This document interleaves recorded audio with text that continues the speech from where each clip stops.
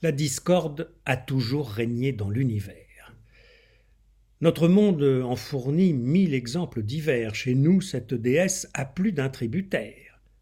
Commençons par les éléments. Vous serez étonné de voir qu'à tout moment, ils seront à pointer contraire. Outre ces 4 potentats, combien d'êtres de tous états se font une guerre éternelle.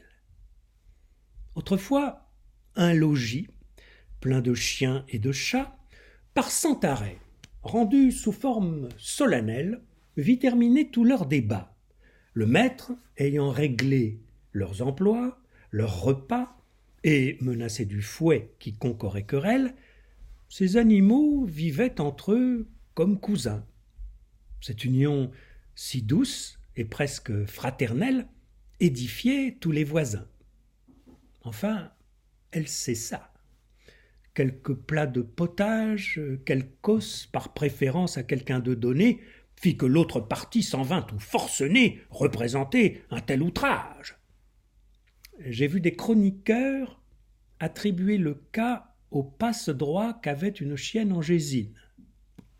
Quoi qu'il en soit, cet altercat mit en combustion la salle et la cuisine. Chacun se déclara pour son chat, pour son chien. On fit un règlement dont les chats se plaignirent et tout le quartier étourdirent. Leur avocat disait qu'il fallait bel et bien recourir aux arrêts. En vain, ils les cherchèrent. Dans un coin où d'abord leurs agents les cachèrent, les souris enfin les mangèrent. Autre procès nouveau. Le peuple souriquois en pâtit.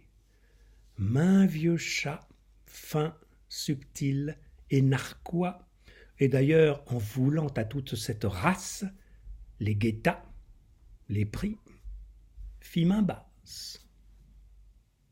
Le maître du logis ne s'en trouva que mieux. Je reviens à mon dire. On ne voit sous les cieux nul animal, nul être, aucune créature qui n'ait son opposé. C'est la loi de nature. D'en chercher la raison, ce sont soins superflus. Dieu fit bien ce qu'il fit, et je n'en sais pas plus. Ce que je sais, c'est qu'aux grosses paroles, on en vient sur un rien plus des 3/4 du temps.